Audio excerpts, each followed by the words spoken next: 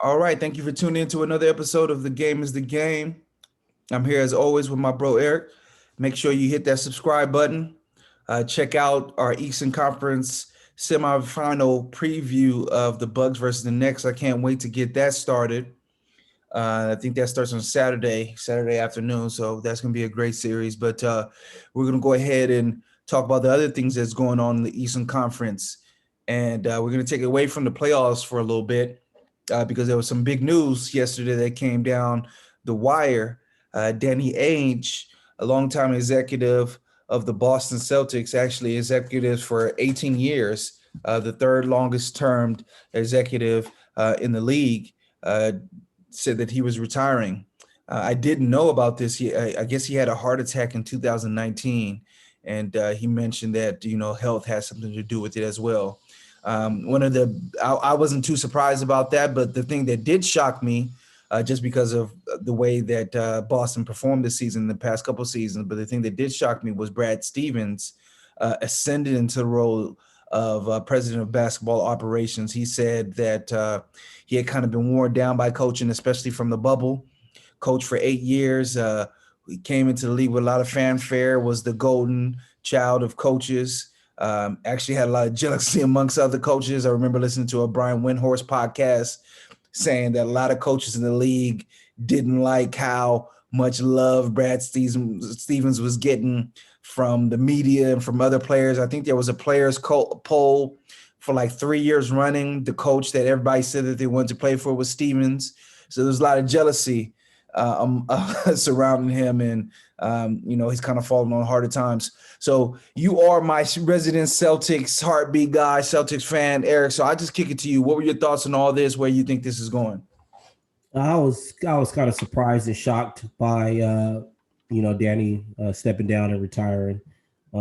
Danny's been at the helm for a long time, and he's been able to put together some good rosters over the last couple years. Even going back to that 2008 team, and they had their run, and unfortunately because of injuries, they were only able to get one title out of that. But I was just surprised, a little shocked, but I wasn't really too surprised with them replacing him with Brad Stevens. As soon as hearing that Brad Stevens had been worn down by coaching, um, I would think that they would try to retain him in some facet. So um, promoting him to a president of basketball operations didn't really surprise me. He's a young, fresh mind. I think that they believe in him and what he can bring to the organization. So it didn't really surprise me. And as a Celtic fan, I kind of like the move. What do you think as far as I saw on Twitter someone from the Athletics said that Danny Ainge might go to the Jazz. So that's just a nugget to throw out there. He's I'm not sure if he's from the Utah area, but he's a Mormon, big Mormon community in the Utah area, and they have a new owner who I'll talk about in a little bit towards the end here. But said that he might go on as an advisory role for Utah. But what do you think this means for the Boston roster? We talked about it on the episode when we talked about them getting eliminated from the playoffs, that Tatum ascended to the star role, but if they don't put a good roster on him sooner than later, he might be the next superstar that asks for Yeah, league and trade. that's the thing. And I think that who would know best that the roster is not capable than the person that just coached the roster. He knows where where the rocker roster is lacking and the deficiencies that are there for the roster. So who would know best other than Brad Stevens? So I think that Brad Stevens is going to come in and make significant changes to the roster.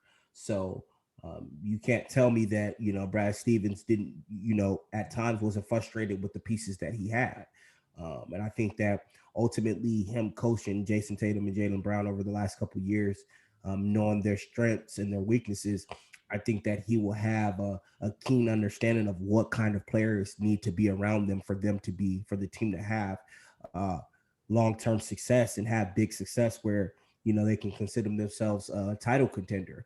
So I think when we talk about the aspect of, uh, you know, rebuilding the roster and creating a better roster, I don't think there's nobody better than Brad. he unfortunately this season when he's coaching, he has to coach the players that are given to him.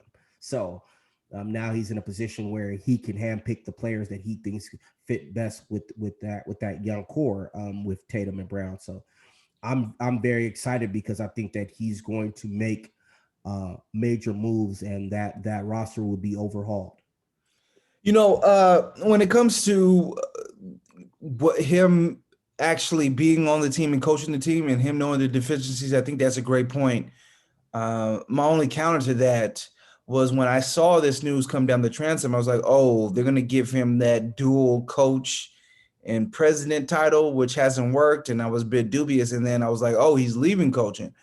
And, that leaves a hole for coach now. They have to find a suitable coach, which is, difficult. I'm sure, there's a report that Tatum and Brown and some of the players had with Brad Stevens that they have to start all over again as well. So finding the right coach is also going to be part of this issue as well, because it's not just finding the right players now.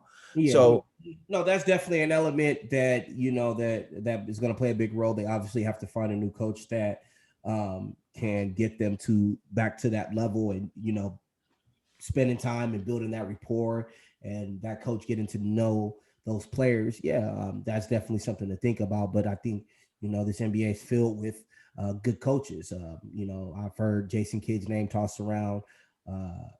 Lloyd Pierce. Well, I'm not really too sure why his name is in the hat, but that's another topic for another day. Someone I would like to personally see is Dave Yeager. So I mean, there's some good coaches out Yeager there. always has issue with his players. Yeah. So I Um, I wouldn't do that one. He always has issues with his players. um, Going back from Memphis, the players didn't like him. On the Kings, the players didn't like him. So I wouldn't. I think a name that comes to mind is I think David Fizdale. He's respected a lot of the top players. He had his running with Marc Gasol, but I think LeBron has stamped him. A couple players have stamped him, so that might be a name that might resurge. But yeah, it'll be interesting to see who they bring in to coach, because I do you have mentioned it. I do think they're on the clock with Tatum as far as surrounding him with something, or he's gonna uh, ask to go to the exits and ask to be shown the door. So what's uh, funny is I know we're talking about reality, but how funny would this have been if this would have happened last season and Doc Rivers was available? With that yeah, reunion, would that have been a reunion that that he would have could have been been. possible? And that's a great segue to our next topic. I don't know. He talked about wanting to take the Sixers job, that he was really thinking about taking a year off, but the opportunity to coach Joel Embiid and to coach Ben Simmons was just too much for him to ignore. So the Sixers end up winning the game. They end up beating the Wizards. And we'll talk about this in the good, the bad, the ugly. I was surprised to see how ambivalent Bradley Beal was in his post game presser, where he talked like, we'll see, coming back to the Wizards. He's always said staunchly that he wants to come back and he wants to play for the Wizards. This time he was waffling a little bit. So that's something to definitely monitor. But when we talk about the Sixers who advanced, the news came out, I believe it was yesterday, that Joel Embiid has a small tear in his meniscus.